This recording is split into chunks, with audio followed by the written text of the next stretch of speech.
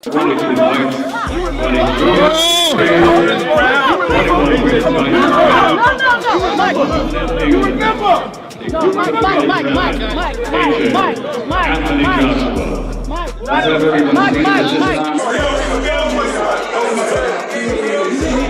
скажи, что? Давай, давай, make it fun.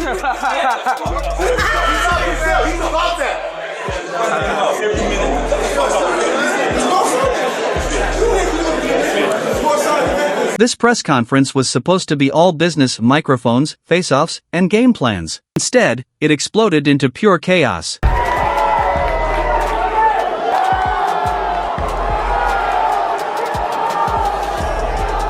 It reminds me of like one of those budget YouTube hood movies where someone just talks about their whole life and what they've come from and talking as if they're from one of the ghettos in Iraq or Africa or somewhere like that. But you know, he's got a sob story, he's running by it, and that's what makes him feel better, so we respect it.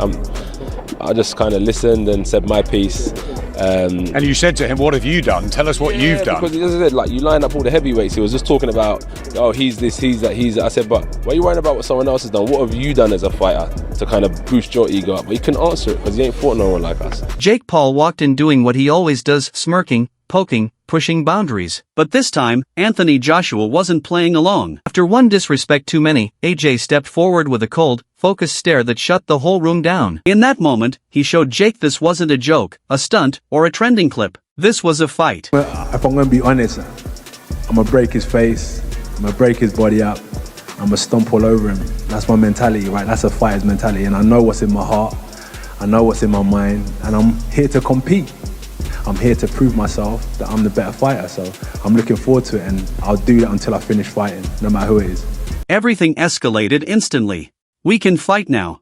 We can fight tomorrow, AJ snapped as security rushed in from every angle. Voices rose, cameras shook. The crowd reacted like they had just witnessed round zero before the main event even existed. And in that single flash of chaos, one thing became obvious: Jake Paul thought he was selling hype, but AJ turned it into something real. The kind of real where egos bruise long before faces do. Netflix have spent a lot of money, MVP have spent a lot of money, and Jake would look like a plonker if he pulled out the fight now after giving it the big one.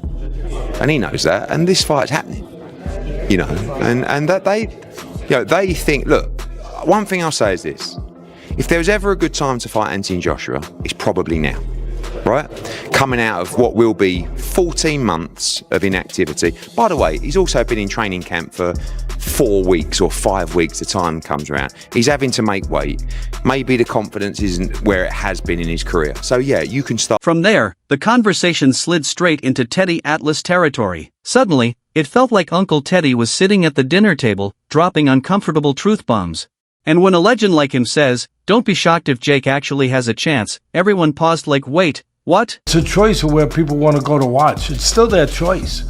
Before we look at all the reasons why Joshua should smash him, he's a pro fighter, two-time Olympian, two-time heavyweight champ, you know, bigger, stronger, you know, highest level of fighting at this weight class. I mean, he should destroy him like he destroyed Ngannou. And a lot of people will use that comparison. But styles make fights. And Jake Paul's not going to fight him all the way. And Teddy broke it down like he was building a court case. Jake's younger, faster, sharper. He's sneaky with contract terms. AJ hasn't fought in ages. He's cutting weight like he's prepping for a runway, not a ring. And mentally? No one knows which version of Joshua shows up. Teddy's whole point: people laughing at Jake might be missing what's actually hiding under the surface. For Jake, just surviving 8 rounds would be a victory, and that alone makes this fight unpredictable. He's young. His feet are a little faster. I know he's not at that level of a fighter, I get it. But his feet are faster. Joshua's feet are not that fast, closing gaps, getting to somebody. To hit him, even if you're better than him, you still got to get to him to hit him. Also, Joshua, last time he fought was over a year. He hasn't fought. He was basically... Then came the curveball, Teddy mentioning Netflix's legal team like they're protecting the world from a global disaster. They're not signing off on a live catastrophe, he joked. And suddenly, everyone watching is thinking, Is Teddy Atlas really telling us that an upset might actually make some sense? That's when you realize this fight has officially moved from circus act to science experiment. I'm just putting it out before you just say, yeah, it's gotta be Joshua. Don't discount how smart Mr. Paul has been so far. I wouldn't count him out in the way. Next up, Dave Allen. A man who talks like a bartender who's seen too much chaos to trust anything anymore. He pulled up BoxRec like it was a classified file, inspecting Jake's opponents to make sure reality wasn't glitching. And honestly, we were all nodding with him because this matchup feels like someone hit randomize fighter in a video game. I reckon this kid Jake Paul could win an area title, definitely. I really think he could. He trains hard. I respect all of that. I respect him for what he's doing. Brilliant. You're having a go. Amazing. But he's now fighting arguably a top heavyweight of the last 10, 15 years. One, it's dangerous.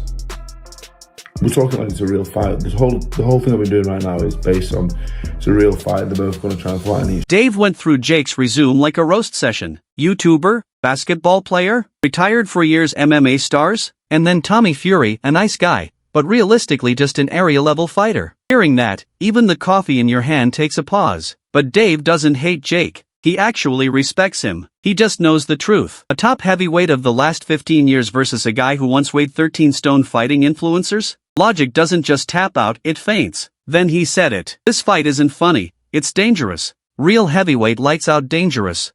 He's not a heavyweight, he's a cruiserweight, if that. Turned pro at 13-2. And he wasn't a kid, he was 23 years of age. He wasn't a kid, he's not grown into heavyweight. He boxed hold us, as I said, 5 months ago at 14-3. Might cut a bit of weight, might come down from 15 stone, but it's dangerous, really. It's dangerous, very dangerous, because if Anthony Joshua hits him on the chin, he will put him. He explained it perfectly. The moment AJ lands a clean shot, Jake might start wondering why the sky suddenly has 2 moons. Dave isn't being cruel, he's being honest. He hopes AJ floors Jake clean, Jake beats the 10 count, everyone gets paid, and we avoid hospital drama. But then comes the nightmare question. What if AJ really hurts him? What happens to the promoters? The commissions? The sport? That's when the jokes stop feeling like jokes. Dave ends it like a man watching a risky circus stunt, thrilling, but you're already bracing for the paramedics. The intrigue is there to watch it for me, yeah, I will watch it. The same way I would go to the circus to watch, to be entertained by something a bit mad. But Anthony Joshua for taking the fight, I'm not sure, so it's a lot of money to turn down, to be fair.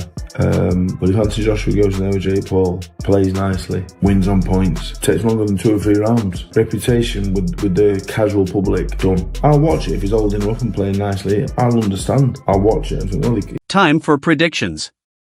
Who wins? How long does it last? And does Jake Paul actually have a real shot? Drop your thoughts below and don't forget to like.